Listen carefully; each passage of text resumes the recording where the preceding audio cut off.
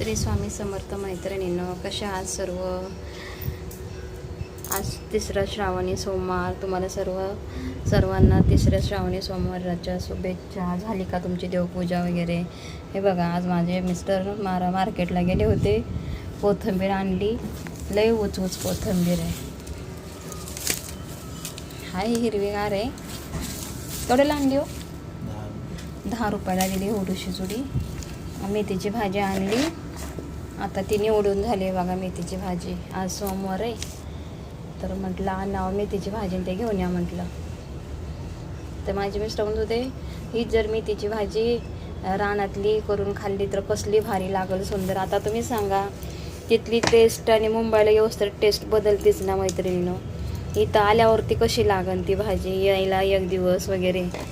आणि तिथली तिथं तोडून खाल्ली तर चांगलीच लागणार ना, नुसते तव्यावर जरी लसूण मिरची टाकून केली तरी.